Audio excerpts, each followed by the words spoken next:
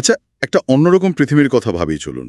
মানে যেখানে টাকা দিলেই ভালোবাসা মেলে। হ্যাঁ, শুনতে তো একেবারে সাইফাই গল্পের মতো, তাই না? একদম। কিন্তু যদি সত্যি এমন হয়, তাহলে আমাদের চেনা সম্পর্ক, সমাজ এগুলোর কি হবে? ঠিক, আজকের আলোচনাটা আসলে এই নিয়েই। আমাদের কাছে একটা রূপরেখা আছে ২০৯৫ সালের এক কাল্পনিক পৃথিবীর। যেখানে বলছে প্রযুক্তি দিয়ে নাকি অনুভূতি কেনা যায়, বিশেষ করে ভালোবাসা। হ্যাঁ, ঠিক তাই। ভাবুন, শহরের নিয়ন আলোয় বিজ্ঞাপন জ্বলছে। ভালোবাসা কিনুন, অনুভূতি ভাড়া নিন। সাবস্ক্রিপশন মডেলেও নাকি সম্পর্ক পাওয়া যায়। কি অদ্ভুত! এটা তো শুধু গল্প নয়, মানে এটা আমাদের সময়কার অনেকগুলো প্রশ্ন তুলে ধরে। সম্পর্ক আসলে কি? প্রযুক্তি কোথায় নিয়ে যাচ্ছে আমাদের? একদম।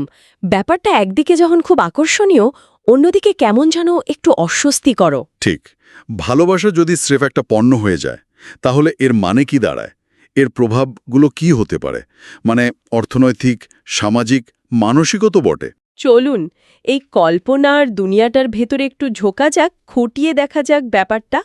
আচ্ছা, প্রথমেই যদি একটু ভাবি, ভালোবাসার ধারণাটা তো সময়ে সময়ে পাল্টেছে, তাই না? অবশ্যই। প্রাচীনকালে হয়তো ছিল ত্যাগ, ভক্তি, মধ্যযুগে সামাজিক বন্ধন, আর এখন? এখন তো এই ডিজিটাল যুগ, ডেটিং অ্যাপস, এটাও তো একরকম বাজারই বলা চলে। ঠিক, এই অ্যাপগুলো সম্পর্ক খোঁজাটাকে অনেকটাই বাজারের মতো করে তুলেছে। আর এই কল্পনার জগতে ২০৯৫ সালে প্রযুক্তি এই আইডিয়াটাকে নিয়ে গেছে একেবারে শেষ সীমায়। এই প্রযুক্তিটা মানে কিভাবে কাজ করে এটা?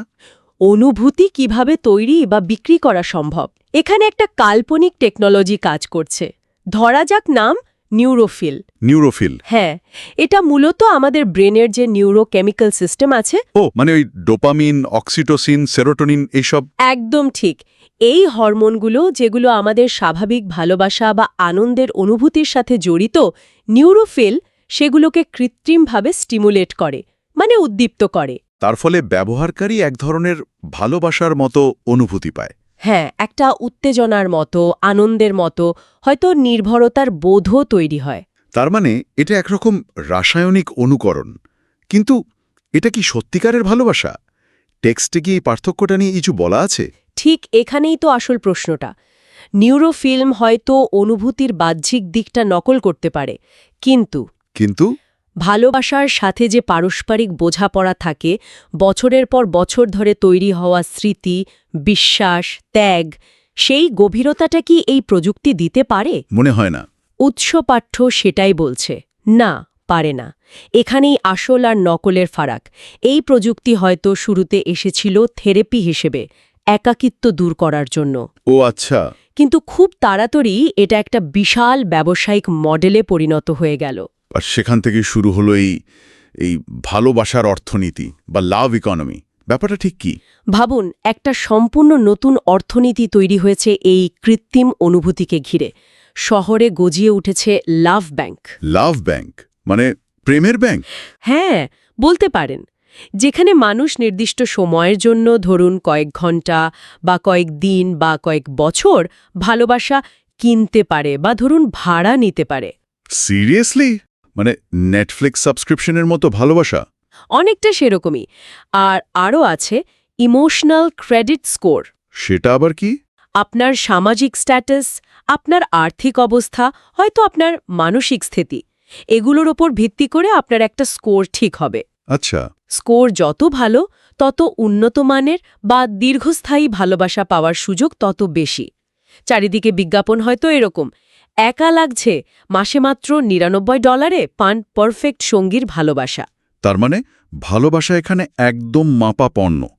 কোয়ালিটি, ডিউরেশন, প্রাইস সব ফিক্সড। কিন্তু আরও অদ্ভুত জিনিস শুনলাম, হার্টব্রেক ইন্স্যুরেন্স, জেলাসি ট্যাক্স, মানে মন ভাঙার জন্য বীমা। হ্যাঁ, এই আইডিয়াগুলোই সিস্টেমটার ভেতরের ফাঁপা দিকটা দেখিয়ে দেয়। কিভাবে? এটা ভালোবাসার যে স্বাভাবিক ঝুঁকি, অনিশ্চয়তা, সেটাকেও টাকার অঙ্কে মাপতে চায়। ধরুন, আপনার কেনা ভালোবাসা বা সম্পর্কটা যদি ভেঙে যায়, এই ইন্স্যুরেন্স আপনাকে হয়তো টাকা দেবে। আর জেলাসি ট্যাক্স? আপনি যদি অন্য কারো সঙ্গীর প্রতি ঈর্ষা বোধ করেন, যেটা খুবই স্বাভাবিক মানবিক আবেগ, তার জন্য আপনাকে ট্যাক্স দিতে হতে পারে। কি কাণ্ড! পুরো ব্যাপারটাই তো অনুভূতিকে নিয়ন্ত্রণ করার চেষ্টা। একদম। আর এর সামাজিক প্রভাব, সেটা তো মারাত্মক হওয়ার কথা। হ্যাঁ, ভালোবাসা যদি কেনাবেচার জিনিস হয় তাহলে তো সমাজে নতুন করে বিভেদ তৈরি হবে। অবশ্যই, যারা এই সিস্টেম মানে না বা যাদের এই কৃত্রিম ভালোবাসা কেনার পয়সা নেই, তাদের কাছে স্বাভাবিক আসল ভালোবাসা, যেটাকে বলা হচ্ছে ফ্রি লাভ, সেটা হয়ে উঠছে একরকম বিদ্রোহের প্রতীক। আরে ফলে নিশ্চয়ই কালোবাজারও তৈরি হয়। হ্যাঁ, টেক্সটে উল্লেখ আছে লাভ ডিলারদের কথা। তারা হয়তো লুকিয়ে আসল মানবিক অনুভূতি বা নিষিদ্ধ আবেগ বিক্রি করার চেষ্টা করে। কিন্তু সবচেয়ে ভয়ের ব্যাপারটা কি, ওই যে বললেন ইমোশনাল কোল্যাপস সিনড্রোম, এটা ঠিক কি জিনিস? এইটাই হয়তো এই ব্যবস্থার সবচেয়ে কালো দিক। মানুষ নিউরোফিল দিয়ে ভালোবাসার মতো অনুভূতিগুলো পাচ্ছে, আনন্দ, উত্তেজনা, সঙ্গ পাওয়ার একটা তৃপ্তি, সবই। কিন্তু একই সঙ্গে তারা এটাও খুব ভালো করে জানে যে এই অনুভূতিটা কেনা, এটা নকল, এর পেছনে কোনো আসল ভিত্তি নেই। ও, এই যে জানাটা যে তারা যা অনুভব করছে তা আসল নয়, এটাই তাদের ভেতরে একটা ভয়ানক শূন্যতা তৈরি করে, একটা মানসিক ধস নামায়। তারা হয়তো স্পর্শ ভাড়া নিতে পারছে, কিন্তু উষ্ণতা পাচ্ছে না, আকাঙ্ক্ষা অনুভব করছে, কিন্তু আসল টানটা পাচ্ছে না। এটাই ইমোশনাল কোল্যাপস সিনড্রোম। জানার কষ্টটাই অনুভূতিটাকে বিষাক্ত করে দিচ্ছে। ভাবতে কেমন লাগছে, অনুভূতি পেয়েও মানুষ কষ্ট পাচ্ছে কারণ জানে ওটা নকল। তাহলে এই সমাজের বাইরের চেহারাটা কেমন? নিশ্চয়ই খুব নিয়ন্ত্রিত দেখতে। বাইরে থেকে দেখলে মনে হবে যেন এক স্থিতিশীলতার যুগ, এজ অফ স্টেবিলিটি বা পারফেক্ট লাভের সমাজ। পারফেক্ট লাভ? হ্যাঁ, ডিভোর্সের হার শূন্য, কারণ সম্পর্কগুলো তো কেনা বা নিয়ন্ত্রিত। আবেগের বশে যে ক্রাইমগুলো হয় সেগুলো প্রায় নেই। মানুষের কাছে অপশন আছে দুঃখ বা কষ্টকে ডিলিট করে দেওয়ার। ডিলিট? হ্যাঁ, ভাবুন, শহরে হয়তো হলোগ্রাফিক হার্ট ভেসে বেড়াচ্ছে, মানুষের সম্পর্ক চলছে একদম নিখুঁত অ্যালগোরিদমে, সবকিছু শান্ত, গোছানো, প্রেডিক্টেবল। কিন্তু এই নিখুঁত পর্দার আড়ালে নিশ্চয়ই অন্য ছবি, যেমন ধরুন অর্থনৈতিক বৈষম্য। ঠিক ধরেছেন, এই ব্যবস্থায় ভালোবাসা পাওয়াটাও একটা ক্লাসের ব্যাপার হয়ে দাঁড়িয়েছে। যারা ধনী তারা হয়তো একসঙ্গে অনেকগুলো ভালোবাসা কিনছে, নিজেদের চারপাশে অনুভূতির প্রাচুর্য তৈরি করছে। আর মধ্যবিত্তরা? তারা হয়তো মাসিক সাবস্ক্রিপশনে কোনো মতে চালিয়ে নিচ্ছে। কিন্তু গরিবরা, যাদের এই প্রযুক্তি কেনার সামর্থ্যই নেই, তাদের কি হয়? তারা পরিণত হচ্ছে দ্য ইমোশনলেস, মানে অনুভূতিহীন একটা শ্রেণীতে। ভাবুন তো একবার, একটা সমাজে মানুষের আবেগ থাকবে কি থাকবে না সেটা নির্ভর করছে তার ব্যাংক ব্যালেন্সের ওপর। এটা তো ভয়ানক বিভাজন। আর সরকার? সরকার কি করছে সব দেখে? সরকার এখানে আসলে নিয়ন্ত্রকের ভূমিকায়। তারা নাগরিকদের আবেগ ট্র্যাক করছে, কারণ আবেগই তো এখানকার অর্থনীতির মূল চালিকা শক্তি, অনেকটা সোনা বা টাকার মতো। সমাজটা বাইরে থেকে দেখতে নিখুঁত হলেও ভেতরে ভেতর আসলে সংযোগহীন। সবকিছু খুব নিরাপদ, কিন্তু কিছুই আসল নয়। আমাদের পুরনো যে ভালোবাসার গল্পগুলো আছে, লাইলি মজনু, রাধাকৃষ্ণ, সেগুলোর ঠিক উল্টো। একদম, সেখানে ভালোবাসা ছিল অমূল্য, জীবনের চেয়েও দামি। আর এই 2095-এর পৃথিবীতে ভালোবাসার দাম হয়তো $499 প্রতি ইমোশন সাইকেল। টেক্সটে একটা কাল্পনিক এআই চরিত্রের কথাও আছে, ডিজিটাল লাইলা 3.0, যাকে নাকি পারফেক্ট ভালোবাসা সিমুলেট করার জন্য বানানো হয়েছে। কি নিদারুণ বৈপরীত্য! যেখানে এত নিয়ন্ত্রণ, সেখানে প্রতিরোধও তো থাকবে। এই সমাজেও কি কোনো রকম প্রতিরোধ দানা বাঁধেনি? অবশ্যই বেঁধেছে। টেক্সটে একটা গোপন আন্দোলনের কথা বলা আছে, তাদের নাম দ্য লাভার্স উইদাউট কারেন্সি, মানে যারা মুদ্রা ছাড়াই ভালোবাসে, বা দি আনপ্রোগ্রামড। তাদের লক্ষ্য কি? তাদের মূল মন্ত্রটা খুব সহজ কিন্তু খুব বিপ্লবী, অর্থ ছাড়াই অনুভব করব। Let us feel without paying. তারা করেটা কি? কিভাবে লড়ে এই সিস্টেমের বিরুদ্ধে? তারা এই যান্ত্রিক সমাজে লুকিয়ে লুকিয়ে আসল মানবিক অনুভূতিগুলো ফিরিয়ে আনার চেষ্টা করে। একটা উষ্ণ চাহনি, একটা স্বতঃস্ফূর্ত হাসি, একটা নিঃস্বার্থ স্পর্শ, যা এই কেনা ভালোবাসার বাজারে পাওয়া যায় না। আচ্ছা। তারা বিশ্বাস করে ভালোবাসা মানুষের স্বাভাবিক প্রবৃত্তি, এটা কোনো পণ্য নয়। তাদের কাজটা অনেকটা অন্ধকারে মানুষের ভেতরের আলোটা জ্বালিয়ে রাখার মতো। টেক্সটে একটা ইন্টারেস্টিং কনসেপ্ট আছে, রিয়েল লাভ ভাইরাস। এটা কি সত্যি সত্যি কোনো ভাইরাস? না না, এটা কোনো বায়োলজিক্যাল ভাইরাস নয়, এটা আসলে একটা মানসিক বা ধারণার সংক্রমণ। মানে?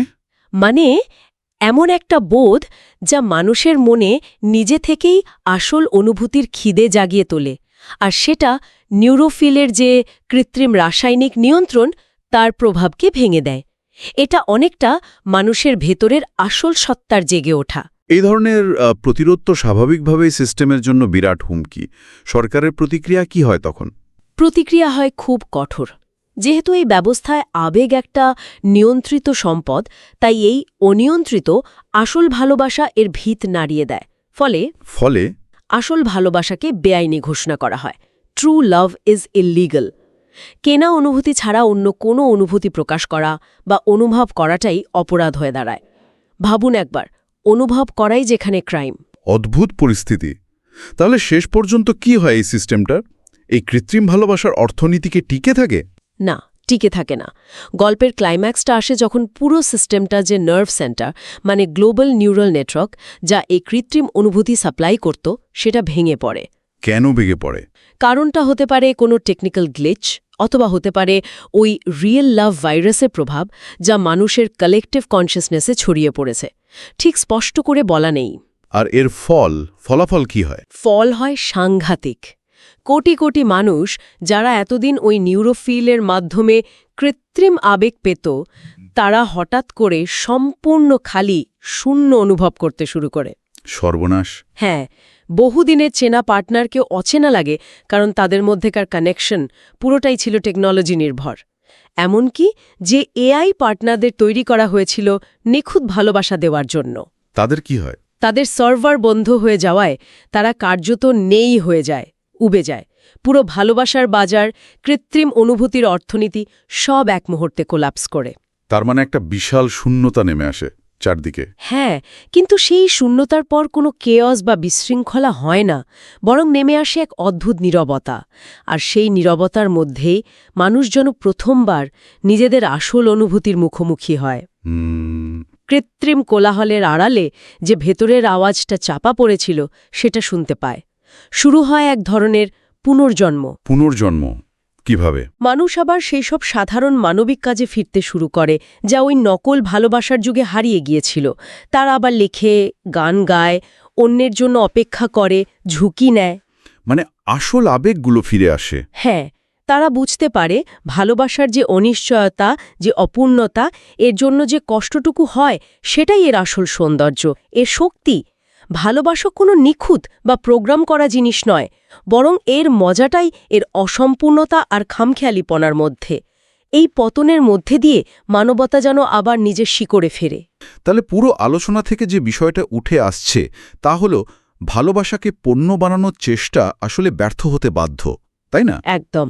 যখন মানুষ তার সবচেয়ে মৌলিক অনুভূতিকেই বাজানে বেচতে শুরু করে, তখন সে আসলে নিজেকেই দেউলিয়া করে ফেলে। উৎস পাঠ্যের মূল বার্তাও এটাই। ভালোবাসা কোনো লেনদেন নয়, এটা মনুষ্যত্বের অংশ। এর কোনো দাম হতে পারে না, কারণ এটা অমূল্য। আর এই আইডিয়াটার সবচেয়ে সুন্দর ছবিটা পাওয়া যায় গল্পের শেষে। সেই শেষ দৃশ্যটা কীরকম? একটা পরিত্যক্ত শহর, নীরব। সেখানে দুটো শিশু বহু দশক পরে প্রথমবার একে অপরের হাত ধরছে, কোনো প্রযুক্তি ছাড়াই, একদম নিজে থেকে। বাহ! আর তাদের পেছনে একটা দেওয়ালে চক দিয়ে লেখা, স্বাধীনভাবে ভালোবাসা, শেষ বিদ্রোহ। মানে to love freely is the last act of rebellion. অসাধারণ। এই ছবিটাই তো সব বলে দেয়। হ্যাঁ, সব নিয়ন্ত্রণ, সব প্রযুক্তির পরেও মানুষের ভালোবাসার ক্ষমতাটা ঠিক বেঁচে থাকে। সত্যি ভাবায়। আর এই আলোচনা শেষ করার জন্য ওই টেক্সটের শেষ প্রশ্নটাই হয়তো সবচেয়ে দরকারি, যেটা শুধু ওই কল্পনার জগৎ নয়, আমাদের নিজেদের জীবন নিয়েও ভাবতে বাধ্য করে। কোনটা? যদি ভালোবাসা কখনো মালিকানার জন্য তৈরি না হয়ে থাকে, what if love was never meant to be owned? হয়তো ভালোবাসার আসল শক্তিটাই এর স্বাধীনতায়, এর মুক্ত প্রবাহে, কোনো মালিকানায় নয়। ঠিক। এটা আমাদের আজকের পৃথিবীতেও সম্পর্কগুলোর মধ্যে আসল সংযোগের মূল্য নিয়ে নতুন করে ভাবার একটা সুযোগ করে দেয়।